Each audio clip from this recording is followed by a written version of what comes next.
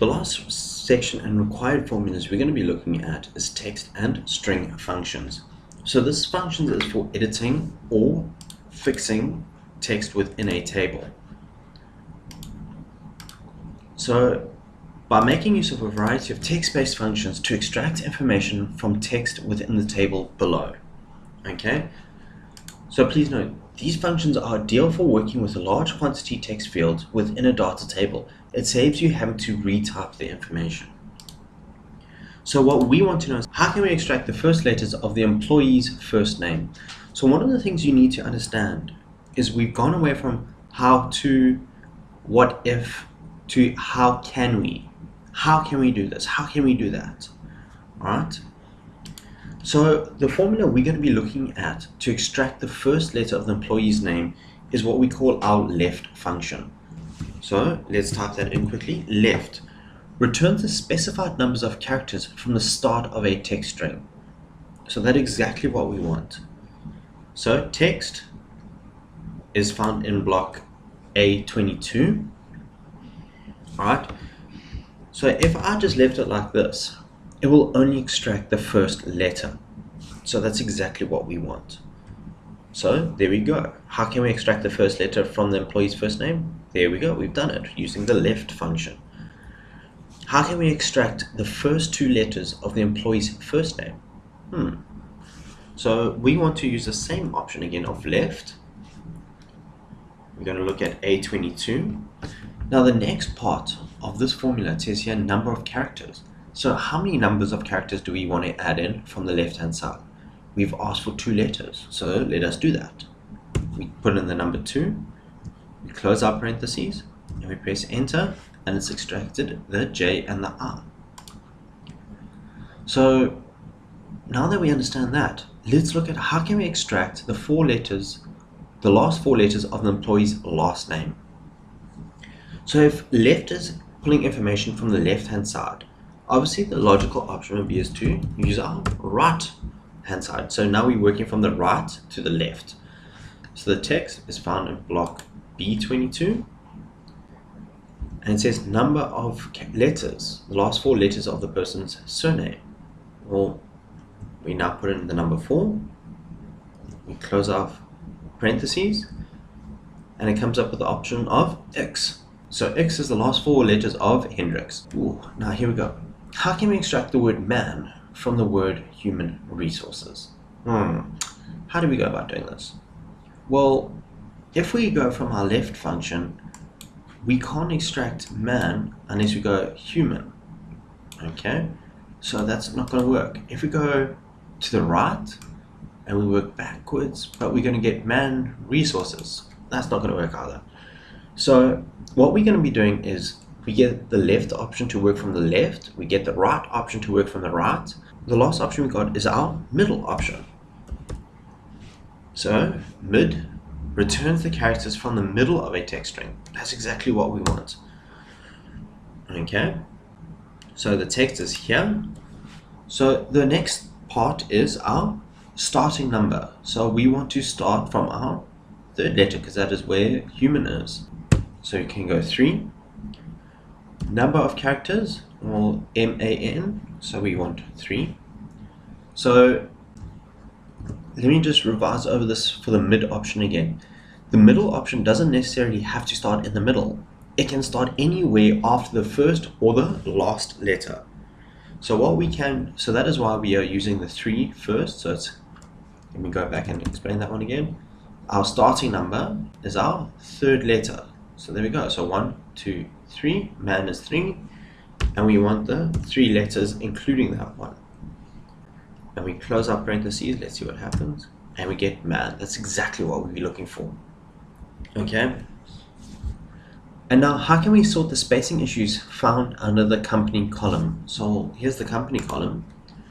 If we have a look here, there are too many spaces between Sunny, D's, and Laundry. So we want to cut that information down. We want to create nice spacing. So if we want to cut, we trim. So it removes all spaces from the text string except for a single space between words. That's exactly what we need. And we select D22, We close our parentheses. There we go. We've done that. Perfect. In the last exercise, we were looking at how to extract information from a text. In this exercise, we're going to be looking at how to convert text into proper text, lowercase, uppercase. Alright? So how can we convert the employee's first name into a lowercase? Well, it's an uppercase, so we want to convert it to lower. So let's see what happens if we, oh, look at that, we got lower. Converts all text in a text string to lowercase. So let's select our text. There we go. We converted everything there to lowercase without having to retype it.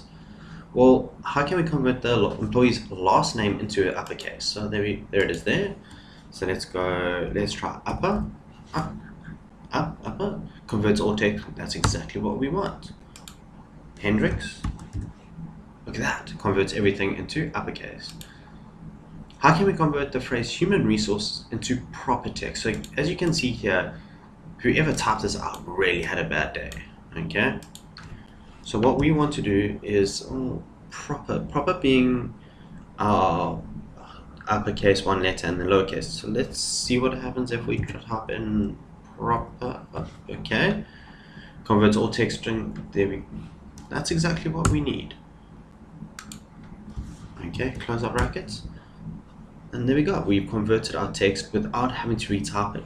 And one of the nice things about this is if you have a list of multiple people and multiple positions, these functions are nice to know, so you don't have to go about retyping everything. So these functions are ideal for working with incorrect text within a data table. It saves you having to retype the information. This next one, answering questions with string functions. So when we talk about a string, so it's ideal for joining information from a table of data. This can be applied quickly to various areas of other sheets and tables within a workbook. So what we want to do is how can we connect the employee's first name and last name without spacing? We can do this in two ways. The first way is equals.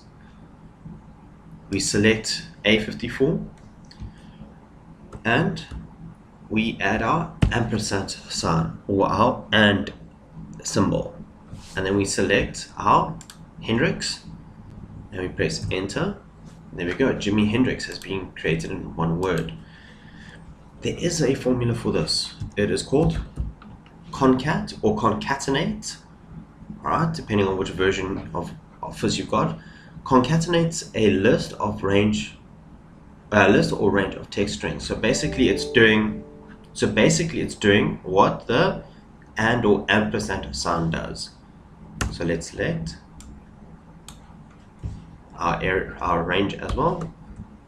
And there we go. Jimi Hendrix has been converted to one word. Now that we know that, how can we connect the employee's first name and last name with a spacing? So these two produce the answer of no spaces. Okay, so let's try the first method with the ampersand sign.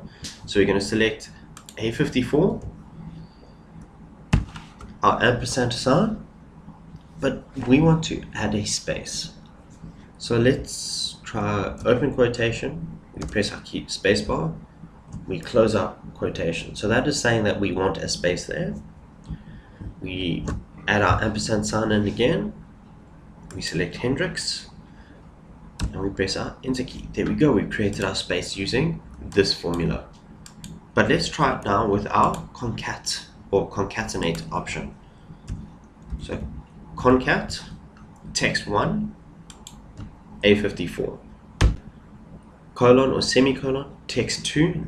Let's try that space semicolon and Hendrix B54.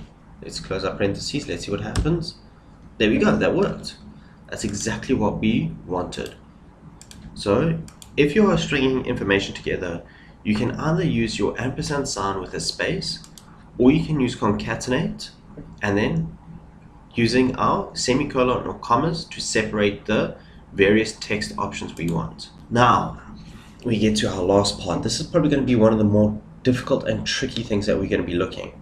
So we're going to be answering questions using nested text and string functions. So A nested function uses functions as one of the arguments. This allows us to place more than one function in a given formula.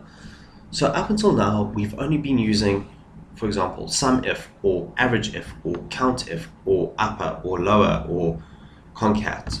We're now going to be taking all that information and stringing it together. So this is where the word string function comes from. So how can we extract the employee's initials from their first and last name? So what we're going to be doing is we're going to use our concat option. So because we're now using concat, everything inside here is going to be strung together. So what we want is we want our left option. Okay, as you can see now, can you see how the parentheses have changed color? We got black on the outside and red on the inside. So that red is representing something within a parentheses. Remember our order of operations? We always went parentheses, division. Okay, so parentheses will always work from the inside out. So Jimi Hendrix, so we want the J from Jimi Hendrix. We close our parentheses, so there we go. Now, because we've closed this, that means we've ended the left function. We're now working back into our concat option. Semicolon, same thing here. So we're going to go left, Hendrix, close brackets, but now we can't finish here. We need to close our bracket again. So we are placing everything in a nice, neat little bundle. And there we go. We've got JH for Jimi Hendrix. Now, how do we extract the term HR from the words human resources? So again, we're going to go our concat option. We're going to go left, okay, because we want to extract that H. So because we are looking at something in the middle, we're going to choose our mid option, and we want to select the R. So we're going to go 1, 2, 3, 4, 5. The space is counted as a character or numerical value, so that's 6. So we're going to choose the 7th option. All right. Oh, sorry. Select that. We're going to choose the 7th option, and we only want one letter. We close it, and then we close it again. There we go. We've extracted HR. This one is going to be the hardest one we're going to be looking at in this entire series. So how can we extract the phrase J full stop Hendrix works as HR at Sunny D's Laundry? This is probably one of the more complex nested formulas we're going to be looking at. So equals concat. Alright, we want to extract the letter J, so we're going to go left, select. We're going to now move into our text to option.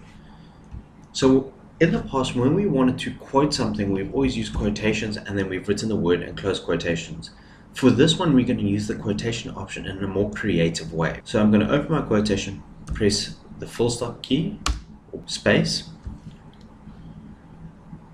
close quotation.